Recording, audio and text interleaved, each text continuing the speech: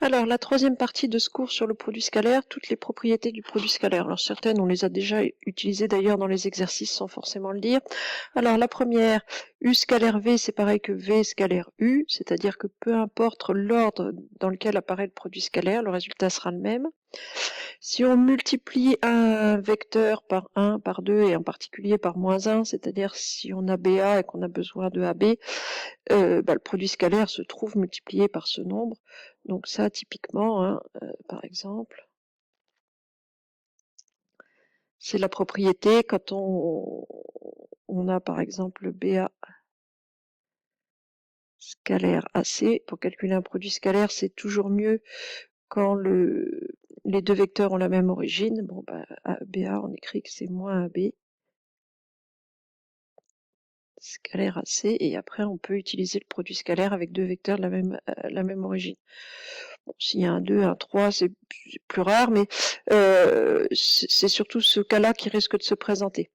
Le produit scalaire se distribue exactement de la même manière qu'un nombre, c'est-à-dire que si j'ai U scalaire V plus W, je distribue le produit scalaire de la même manière que la multiplication entre deux nombres. La multiplication se distribue sur une parenthèse. On a d'ailleurs aussi la multiplication double, hein, U plus V scalaire, mettre T plus W. Bon, va se distribuer en U scalaire T plus U scalaire W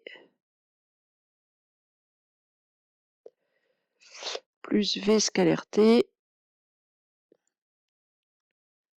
plus V scalaire W. C'est-à-dire, c'est la règle de distributivité que vous connaissez sur les nombres depuis très longtemps. Alors, au premier abord, ça on voit pas bien l'intérêt, parce qu'au lieu d'un produit scalaire, on se retrouve avec 4 à calculer, sauf que cette propriété-là, on va s'en servir en particulier quand dans une figure, on a facilement des angles droits et des vecteurs collinéaires, que le produit scalaire fait intervenir des vecteurs qui sont ni avec angle droit, ni collinéaire.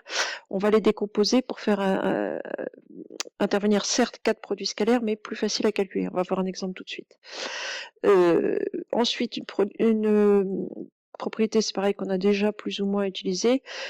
Un produit scalaire va faire 0. Alors, si et seulement si, alors, on retrouve les mêmes propriétés que pour des nombres. La règle du produit nul pour les nombres, c'est un produit entre deux nombres est nul si l'un des deux vaut 0.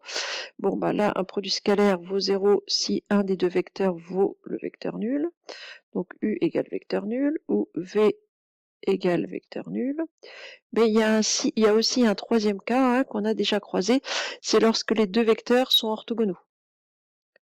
Donc, où U et V sont orthogonaux.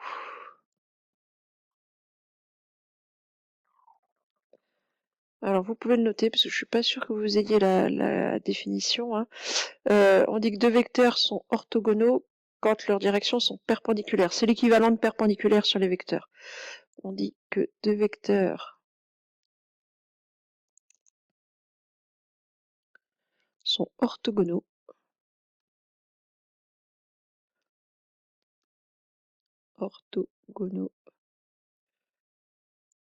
si leurs directions sont perpendiculaires.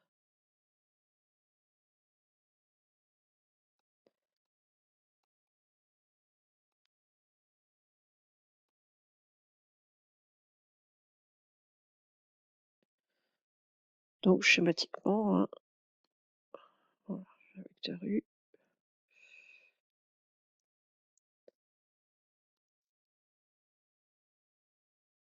un vecteur V, et puis un angle droit entre les deux. Voilà. Là, j'ai U et V qui sont orthogonaux. Le produit scalaire va faire 0. Si je projette l'extrémité de V sur U, j'ai la distance ici qui va faire 0. Donc, de toute façon, le produit scalaire va valoir 0. Et enfin, dernière chose, en propriété de calcul, l'identité remarquable, qui est la même que sur les nombres, U plus V, le carré scalaire de U plus V, c'est carré scalaire de U plus 2 fois U scalaire V plus le carré scalaire de V. Alors, il suffit de développer U plus V, scalaire U plus V, et vous allez retrouver ça. Donc c'est U carré. On a aussi la même avec le moins. U moins V au carré égale U carré moins 2UV plus V carré. Et U plus V scalaire U moins V qui fait U carré moins V carré. C'est-à-dire qu'on a les trois identités remarquables sur les produits scalaires, exactement les trois mêmes que sur les nombres. Donc je voudrais faire un exemple de ça, notamment d'utilisation de la distributivité, de la décomposition. On va faire un exemple. Donc on va prendre un losange ABCD.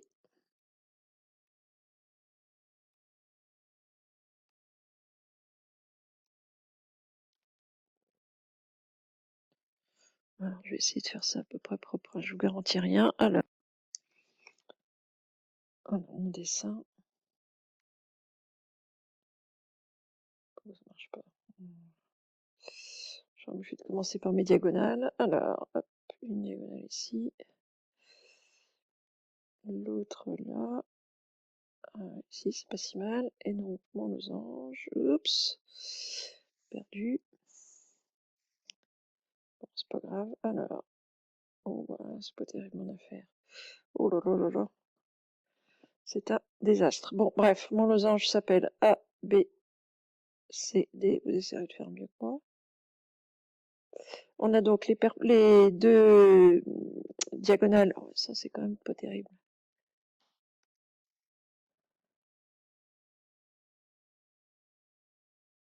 Ça partait bien, et ça, c'est un petit peu gâté sur la suite. Allez, hop, voilà. Donc, on a les deux, on a ABCD un losange, et je vais prendre mes deux diagonales. AC égale, allez, je vais prendre 8. Et BD, on va prendre 4.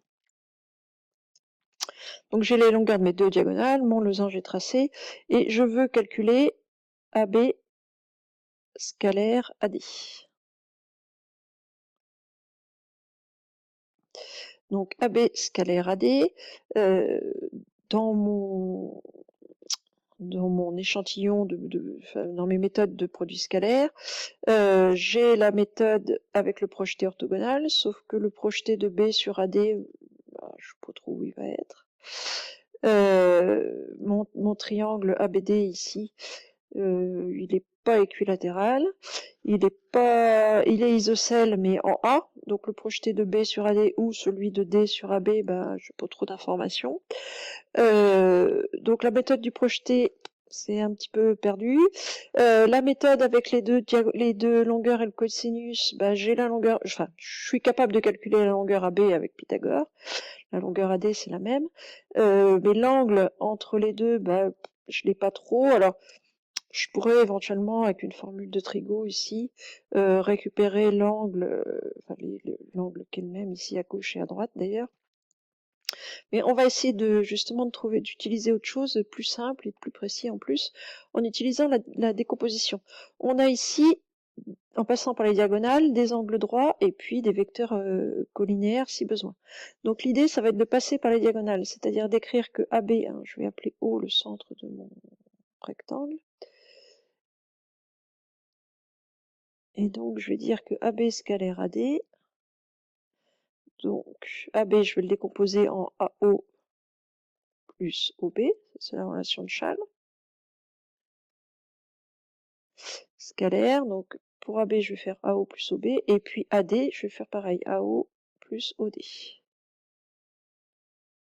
AO plus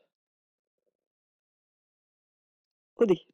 Donc attention, ici, c'est bien des additions que je fais, ce que vous faites depuis la seconde. Hein. Allez pas me mettre des produits scalaires partout. Là, ce sont des additions. Là, c'est un scalaire. Bon, et puis je vais utiliser ma distributivité double, donc je vais avoir AO carré plus AO scalaire OD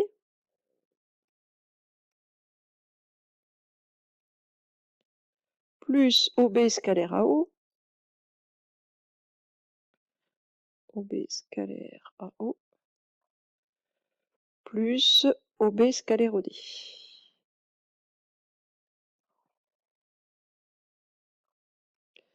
Alors vous allez me dire, c'est malin, là il y avait un produit scalaire et maintenant on en a 4. Oui, mais AO au carré, ça c'est facile, c'est une longueur au carré.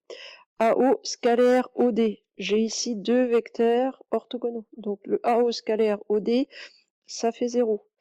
AO scalaire OB, même chose, j'ai ici deux vecteurs orthogonaux, le produit scalaire vaut 0. Et OB scalaire OD, je me retrouve avec deux vecteurs collinéaires, deux sens opposés. Donc là encore, le produit scalaire est extrêmement simple. Le produit scalaire, c'est très simple quand les vecteurs sont collinaires ou orthogonaux. Orthogonaux, ça fait 0. Collinaire, c'est produit des longueurs avec un moins devant si vos vecteurs ne sont pas dans le même sens. Donc là, c'est les cas où les produits scalaires, le calcul est facile. Donc là, j'ai 4 produits scalaires, mais 4 faciles. Donc on a AO et OD orthogonaux. AO et OD orthogonaux sont orthogonaux.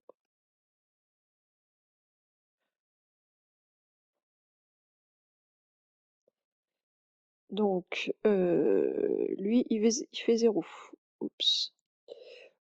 OB et AO, même chose. OB et AO sont orthogonaux aussi.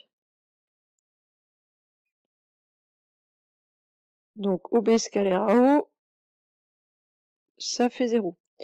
Il me reste à calculer AO carré. Bon, bah, un carré scalaire, c'est le carré de la longueur. C'est pareil que AO au carré.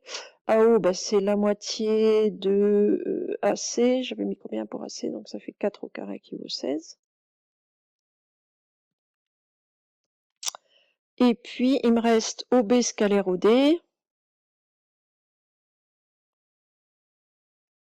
Et ben, j'ai deux vecteurs collinaires de sens opposé, donc c'est moins la longueur OB fois la longueur OD. Bah, les deux longueurs, elles font la même chose, et elles font 2 ici. Moins 2 fois 2, c'est-à-dire moins 4. Et donc, mon produit scalaire original, hein, AB scalaire AD,